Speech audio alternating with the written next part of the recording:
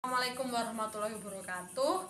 Saya di sini akan menjelaskan mengenai materi penambahan dan pengurangan dalam pecahan. Untuk menambah dan mengurangkan, hal yang perlu kita perhatikan yaitu menyamakan penyebut. Nah, jadi penyebut adalah hal yang pertama harus kita perhatikan. Untuk contoh soalnya, 2/4 ditambah 5/4. Di sini ada dua pecahan dengan penyebut yang sudah sama. Penyebutnya sudah sama. Ketika penyebutnya sudah sama, bisa langsung kita tulis 4.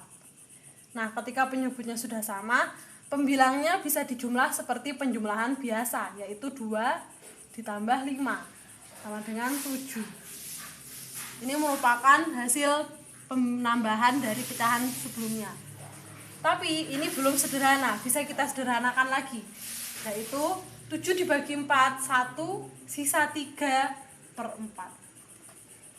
Nah, ini merupakan hasil penyederhanaan dari pecahan sebelumnya.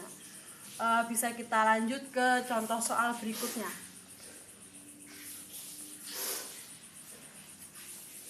2/4 ditambah 1/6. Nah, untuk pecahan ini penyebutnya masih belum sama, yang 14 dan 16. Yang harus kita lakukan yaitu menyamakan penyebutnya. Bisa dengan berbagai cara. Cara pertama yaitu mengalihkan antar penyebut. Jadi penyebut 4 dan penyebut 6 dikali. 4 dikali 6 sama dengan 24. Jadi di sini ditulis 24. Di sini juga ditulis 24. Nah, penyebutnya berubah, maka pembilangnya juga harus dirubah. 4 dikali berapa? Hasilnya 24, yaitu dikali 6. Ketika penyebut dikali 6, maka pembilang juga harus dikali 4. Pembilang dan penyebut harus mendapatkan perlakuan yang sama. Ini dikali 6. 2 kali 6, 12.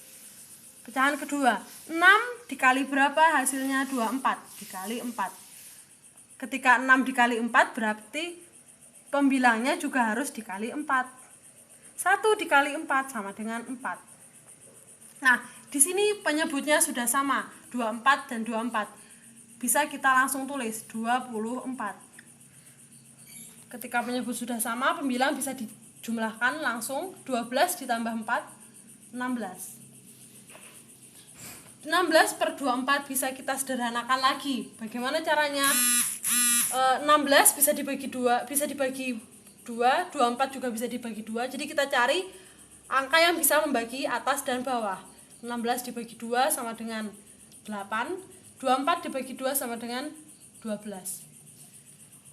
Apakah ini masih bisa disederhanakan? Coba kita lihat, 8 dan 12. Oh, bisa dibagi 2 lagi. Berarti 8 dibagi 2 sama dengan 4, 12 dibagi 2 sama dengan 6. Apakah ini bisa disederhanakan lagi? Bisa ternyata. 4 dibagi 2 sama dengan 2, 6 dibagi 2 sama dengan 3. Apakah ini masih bisa disederhanakan lagi? Tidak bisa. Berarti hasil paling sederhana yaitu 2/3. Jadi 2/3 adalah hasil paling sederhana dari penambahan pecahan 2/4 ditambah 1/6. Ini untuk cara pertama. Bisa kita gunakan cara yang lainnya untuk menyamakan penyebut dengan soal yang sama seperti tadi. Soalnya sama.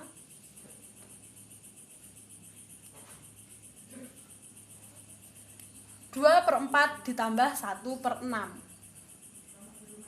Bagaimana cara kedua? Yaitu menggunakan KPK atau kelipatan persekutuan terkecil, seperti yang telah dipelajari di kelas 4. Faktor dari 4, 2 dibagi 2, sudah prima, berarti ini sudah terkecil. 6 dibagi berapa? Dibagi 2 dan dibagi 3, sudah prima semua. Jadi faktor dari 4 sama dengan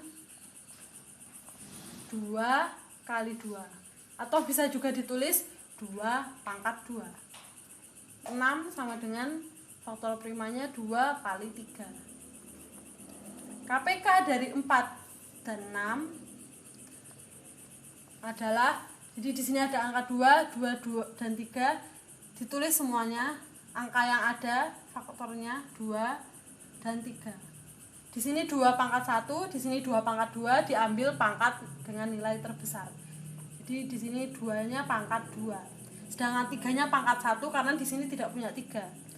Jadi cuma terbesarnya pangkat 1. 2 pangkat 2 yaitu 4, 4 kali 3 12. Jadi KPK dari 4 dan 6 yaitu 12. Jadi 12 ini sebagai KPK menjadi penyebut yang baru.